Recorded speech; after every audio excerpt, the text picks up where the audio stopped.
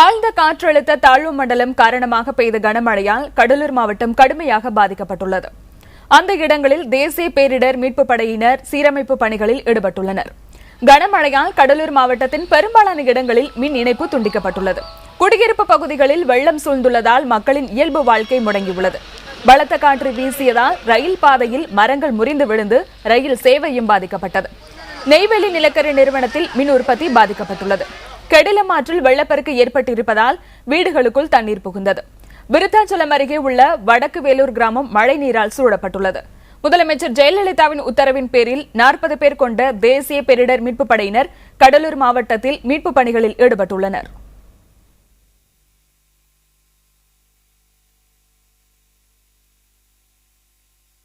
கடலூர் மாவட்டத்தில் கனமழை மற்றும் வெள்ளத்தால் கடும் சேதம் ஏற்பட்டுள்ளது. மழை வெள்ள பாதிப்புகளில் இருந்து மக்களை பாதுகாக்கும் நடவடிக்கைகளை மாவட்ட நிர்வாகம் தீவிரப்படுத்தியுள்ளது. இதுகுறித்த கூடுதல் தகவல்களை நமது செய்தியாளர் ஸ்ரீதரிடம் கேட்கலாம். ஸ்ரீதர், கடலூர் மாவட்டத்தில் மழை வெள்ள பாதிப்புகளின் தற்போதைய நிலை எப்படி இருக்கு? மழை குறைஞ்சிருக்காங்க? சரண்யா, கடந்த 48 மணி நேரமாக கடலூர் மாவட்டத்தில் மிகப்பெரிய மழை, பலத்த மழை பெய்தது. இதன் காரணமாக ஆறுகளில் தண்ணீர் வெள்ளம் பெருக்கெடுத்து இரு கரைகள் தொட்டு வெள்ளம் போவதால் தாழ்வான பகுதியில் வீடுகளில் தண்ணீர் புகுந்தது. கிட்டத்தட்ட லட்சக்கணக்கான மக்கள் தற்போது பாதிக்கப்பட்டிருக்கிறார்கள். உயிரிழப்பு என்பது தற்போது மாவட்ட நிர்வாகத்தால் தெரிவிக்கப்பட்டதை பொறுத்த வரைக்கும் 16 பேர் உயிரிழந்ததாகவும், குறிப்பாக பண்டூட்டி அருகே பெரிய காட்டுப்பாளையம் என்ற பகுதியில் ஒரே குடும்பத்தைச் சேர்ந்த வீரமணி என்பது குடும்பத்தைச் சேர்ந்தவர் மட்டும் 10 பேர் உயிரிழந்திருக்கிறார்கள். இதுபோல் கடலூர் மாவட்டம் தீபாவளி என்பது மிகப்பெரிய ஒரு சோகமாக நடந்து வருகிறது. தற்போது நீங்க இந்த மழையின் ஒரு கோரத்தை பார்க்கலாம். இது கடலூரில் இருந்து சிதம்பரம் செல்லும் கிழக்கு கடற்கரை சாலை. இந்த கிழக்கு கடற்கரை சாலையை தற்போது வெள்ள நீர் சூழ்ந்துள்ளது. இதனால் போக்குவரத்து மிகப்பெரிய பாதிக்கப்பட்டுள்ளது. பேருந்துகள் பெரிய அளவு குறைக்கப்பட்டுள்ளது. இருந்த போதும் ஒரு சில பொதுமக்கள் அங்கங்கே இருந்து வெளியேறி வருகிறார்கள். குறிப்பாக பாத்தீங்கன்னா 1 லட்சத்துக்கும் அதிகமான மக்கள் தற்போது வெளியேறியுள்ளதாக தகவல் தெரிவிக்கிறது. ஆனால் மாவட்ட நிர்வாகத்தை பொறுத்த வரைக்கும் 28 கிராமங்கள் மட்டுமே தண்ணீர் சூழ்ந்துள்ளதாக தெரிவிக்கிறார்கள்.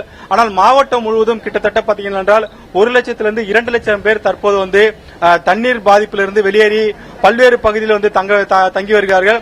அது மட்டும் இல்லாமல் அவர்களுக்கு தேவையான உணவும் கிடைக்கவில்லை. கடந்த 48 மணி நேரமாக மின்சாரம் துண்டிக்கப்பட்டது. காரணம், கிட்டத்தட்ட 10,000க்கும் மேற்பட்ட மின் கம்பங்கள் அடியோடு சாய்ந்ததினாலும், டிரான்ஸ்பார்மர் 500க்கும் மேற்பட்ட டிரான்ஸ்பார்மர்கள் அங்கங்கே சாய்ந்து கிடப்பதாலும் மின்சாரம் கொடுக்கப்பட முடியாத நிலை உள்ளது. இதனால் குடிநீருக்கும் தற்போது பொதுமக்கள் தவித்து வருகிறார்கள். மாவட்டம் முழுவதும் இந்த மழை என்பது மிகப்பெரிய ஒரு பாதிப்பை ஏற்படுத்தியிருக்கிறது. சாலைகள் அனைத்துமே இந்த அளவுக்கு தண்ணீர் தேங்கி நிற்பதால் போக்குவரத்தும் பாதிக்கப்பட்டது. அதனால் ஒரு பகுதியிலிருந்து மற்ற பகுதிக்கு உணவு எடுத்து செல்வதோ இல்ல போக்குவரத்து செல்வதோ என்பது மிகப்பெரிய ஒரு பாதிப்பாகிறது. இதனால் மாவட்டத்தில் முழுவதுமாக ஸ்தம்பித்திருக்கிறது. மாவட்ட நிர்வாகம் துரித நடவடிக்கை எடுக்க வேண்டும் என பொதுமக்கள் தரப்பில் கோரிக்கை வைத்தாலும் மாவட்ட நிர்வாகமே தற்போது ஸ்தம்பித்துள்ளது. காரணம், தொலைத்தொடர்பு பெரும்பாலான பகுதியில் துண்டிக்கப்பட்டது. இதனால் தகவல் கிடைப்பதில் மிகப்பெரிய சிரமம் இருப்பது. சிரமம் இருப்ப காரணத்தினால் எந்த பகுதியில் எந்த அளவு பாதிப்பு இருப்பது, அந்த பகுதிக்கு எப்படி செல்வது என்ற ஒரு மிகப்பெரிய பிரச்சனை எழுந்துள்ளது. இதன் காரணமாக மாவட்ட நிர்வாகம் ஸ்தம்பித்துள்ளது. சரண்யா, சரி, இப்போ கனமழை மற்றும் வெள்ளத்தால பாதிக்கப்பட்ட மக்கள் எங்கெங்கெல்லாம் தங்க வைக்கப்பட்டிருக்காங்க? அவர்களுக்கு என்ன மாதிரியான வசதிகள் செய்து கொடுக்கப்பட்டிருக்கு? குறிப்பாக நேற்று 4 மணியிலிருந்து இந்த வெள்ளம் அதிக அளவு ஏற்படுத்தது. அந்த சமயத்தில் பொதுமக்களுக்கு எந்த விதமான அறிவிப்பும் கொடுக்கப்படாத காரணத்தினால் தாழ்வான பகுதியில் இருக்கும் மக்கள் அந்த வீடுகளுக்குள்ளே இருக்கிறார்கள். பெரும்பாலானோர் அந்த முதல் மாடியில் தஞ்சமடைந்திருக்கிறார்கள். இதனால் அந்த பகுதியிலிருந்து வெளியேற்றுவது என்பது ரொம்ப சிரமமாக உள்ளது. சாலைகளே இந்த அளவுக்கு தண்ணீர் இருக்கும் போது வீடுகளில் மிகப்பெரிய பாதிப்பு இருக்குது. அவர்கள் அங்கிருந்து வெளியேறு சிலர் மருத்துவர்கள். காரணம், அவர்களுக்கு பாதுகாப்பு இல்லை. வெளியேறுவது எப்படி என்று தெரியாமல் தீயணைப்பு துறையில் அவர்களை மீட்டு வருகிறார்கள். ஒரு சில பகுதியிலிருந்து தீயணைப்பு துறையே உள்ளே செல்ல முடியாத நிலை உள்ளது. அதனால் படகுகளை பயன்படுத்த முடியுமா என்ற கோணத்திலும் தற்போது ஒரு ஆய்வு நடத்தி வருகிறார்கள். ஆனால் படகு செலுத்த முடியாத நிலை உள்ளது. காரணம், பல இடங்களில் மின்கம்பங்கள், மின்சார உயர்கள் செல்வதால் படகுகள் சென்றால் கவிழ்ந்துவிடும் என்ற ஒரு காரணத்தினாலும் மீட்பு பணி என்பது மிகப்பெரிய தாமதம் ஏற்படுத்தது. ஆனால் மாவட்ட நிர்வாகம் துரிதமாக இதை செய்துவிடும் என்று தெரிவிக்கிறார்கள். கடலூர் மாவட்டத்தை பொறுத்தவரைக்கும் 2011ஆம் ஆண்டு அடித்த தானே புயலோட மிகப்பெரிய பாதிப்பை தற்போது இருந்த இந்த காற்றழுத்த தாழ்வு மண்டலம் ஏற்படுத்தியுள்ளது. லட்சக்கணக்கான கன அடி தண்ணீர் தற்போது வந்து ஆறுகளில் சென்று கொண்டிருக்கிறது. இது தண்ணீர் முழுவதுமாக வீணாக செல்கிறது. இது பாதுகாப்பு நடவடிக்கை என்பது கூட இல்லை. அதைவிட தற்போது வந்து தண்ணியை வெளியேற்ற வேண்டும், பொதுமக்களை காப்பாற்ற வேண்டும் என்பதுதான் மிக முக்கியமான கடமையா இருக்குது. அதற்காக தான் மாவட்ட நிர்வாகம் முயற்சி எடுக்கிறது. ஆனால் மாவட்ட நிர்வாகம் முயற்சி தோல்வி அடைந்தால் சொல்ல முடியும். காரணம் சாலைகள், அதை குறிப்பாக தேசிய நெடுஞ்சாலையிலே இந்த அளவுக்கு தண்ணீர் செல்லும் போது மற்ற பகுதியில் மிகப்பெரிய அளவு பாதிப்பு ஏற்படுத்துகிறது. இதனால் உணவு எடுத்து செல்வதோ மற்ற மருந்து பொருள் எடுத்து செல்வது கூட தற்போது தாமதமாகி வருகிறது. மின்சாரம் இல்லாதனால் தொலைத்தொடர்பு முற்றிலுமாக துண்டிக்கப்பட்டதால் என்ன செய்வது என்று மாவட்ட நிர்வாகம் தற்போது தவித்து வருகிறது. குறிப்பாக 1 லட்சம் கிட்டத்தட்ட வீராணமையிலிருந்து தண்ணீர் வந்து வெளியேற்றப்படுகிறது. அதன் காரணமாக வெள்ளியங்கால் ஓடை ஒட்டியுள்ள திருநாரையூர், நந்திமங்கலம் உள்ளிட்ட பல பகுதியில் வந்து 28 கிராமங்கள் தற்போது வந்து வெள்ள அபாய எச்சரிக்கை விடப்பட்டிருக்கிறது. அது மட்டும் இல்லாமல் 28 கிராமங்கள் தண்ணீர் சூழ்ந்துள்ளது. லட்சக்கணக்கான வீடுகள் அந்த பகுதியில் வந்து பாதிக்கப்பட்டதாக சொல்லுது. மாவட்ட நிர்வாகத்தை பொறுத்த வரைக்கும் 400 குடிசைகள் இடிந்து விட்டதாகவும் மற்ற குடிசைகள் தண்ணீரில் மூழ்கிவிட்டதாகவும் 28 கிராமங்கள் தண்ணீர் மூழ்கியுள்ளதாகவும் மாவட்ட நிர்வாக தகவல் தெரிவிக்கிறது. 16 பேர் இதுவரைக்கும் உயிரிழந்தார்கள். உயிரிழப்பு என்பது இன்னும் அதிகரிக்கும் என்று சொல்லப்பட்டு வருகிறது.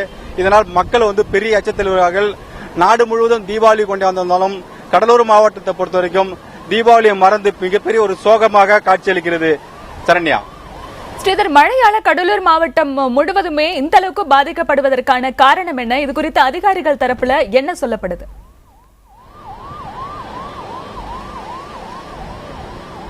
கடலூர் மாவட்டத்தை பொறுத்தவரைக்கும் இயற்கையால் பாதிக்கப்படக்கூடிய ஒரு மாவட்டம்.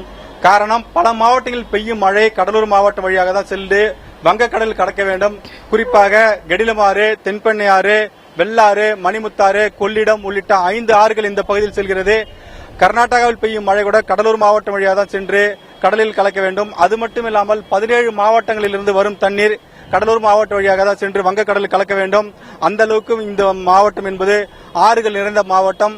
ஆனால் தற்போது பெய்த மழை முற்றிலுமாக கடலூர் மாவட்டத்திலே பெய்த மழை. குறிப்பாக நெய்வேலி பகுதியில் மட்டும் நேற்று காலை 6 மணிக்கு ஆரம்பித்து மாலை 6 மணிக்குள் 45 சென்டிமீட்டர் மழை பெய்தது. அதாவது 450 மில்லிமீட்டர் மழை நெய்வேலி பகுதியில் மட்டும் பதிவாகியுள்ளது. நெய்வேலி பகுதியில் சுரங்கம் பெரும்பாலும் பாதிக்கப்பட்டது. மின்சாரம் என்பது முற்றிலுமாக அங்கு துண்டிக்கப்பட்டிருக்கிறது. மாவட்டம் முழுவதும் மட்டுமல்லாமல் மின் உற்பத்தி செய்யப்படும் நெய்வேலி பகுதியில் கூட தற்போது வந்து மின்சாரம் என்பது இல்லை. அந்த பகுதியில் அதிகாரிகள் வீடுகளோட தண்ணீர் சென்றுவிட்டது. 45 சென்டிமீட்டர் அந்த பகுதியில் மட்டும் மழை பெய்திருந்தது. சிதம்பரம் அண்ணாமலை நகரில் 399 மில்லிமீட்டர் மழை, அதாவது 440 சென்டிமீட்டர் மழை பெய்துள்ளது. மாவட்டம் முழுவதும் பெய்த மழையின் காரணமாகவே இங்கு பாதிப்பு என்பது அதிக அளவில் உள்ளது. இதுவரைக்கும் இல்லாத அளவுக்கு இந்த அளவுக்கு மழை என்பது இதுவரைக்கும் வரலாற்றே இல்லாத அளவுக்கு ஒரே நாள் பெய்த மழையின் காரணமாக இந்த பாதிப்பு என்பது அதிகாரிகள் வந்து ஒரு திகைத்து வருகிறார்கள். அது மட்டும் இல்லாமல் என்ன செய்வது என்று தெரியாமல் மாவட்ட நிர்வாகம் சம்பித்து வருகிறது. பல்வேறு உதவிகள் கேட்டு வருகிறது. பல தொண்டு நிறுவனம் உதவி செய்யலாம், குறிப்பாக உணவுக்காக ஏற்பாடு செய்யலாம், குடிநீருக்காக ஏற்பாடு செய்யலாம். மாவட்ட நிர்வாகம் வேண்டுகோள் வைத்திருக்கிறது நம்ம மூலமாக. ஆனாலும் அதை எடுத்து செல்வது மிகப்பெரிய ஒரு சிரமம் ஏற்படுகிறது. சரண்யா, இப்போ தேசிய பேரிடர் வந்து 3 குழுக்களாக பிரிந்து மீட்பு பணிகளில் ஈடுபட்டு வருகிறது. அவர்கள் எது போன்ற நடவடிக்கைகளை எடுத்து வருகிறார்கள் தொடர்ந்து? சரண்யா, இங்க பெய்த மழை என்பது கிட்டத்தட்ட ஒரே நாளில், அதாவது 12 மணி நேரத்தில் மட்டும் 40 சென்டிமீட்டர் மழை என்பது மிகப்பெரிய மழை. அதாவது ஒரு மாத காலத்தில் தான் 40 சென்டிமீட்டர் மழை என்பது பதிவாகும். ஆனால் வரலாற்றில் இல்லாத அளவுக்கு ஒரே நாளில், அதாவது 12 மணி நேரத்தில் 40 சென்டிமீட்டர் மழை பெய்துள்ளது. அதை தான் நீங்க நேரடியாக பார்க்கலாம். இந்த சாலையே, அதாவது தேசிய நெடுஞ்சாலையே இந்த அளவுக்கு நீர் இருக்கும்போது கிராமப்புற பகுதியிலும் மற்ற பகுதியிலும் மிகப்பெரிய அளவில் பாதிப்பு என்பது இருக்கும். அதை தான் நீங்க நம்ம நேரடியாக பார்த்துக் கொண்டிருக்கிறோம். இதன் காரணமாக போக்குவரத்து துண்டிக்கப்பட்டதனால் எந்த விதமான பணிகளும் துரிதமாக செய்ய முடியலை. அதனால் மாவட்டம் ஸ்தம்பித்து போகிறது. சரண்யா, ஸ்ரீதர், உங்களுடைய தகவல்.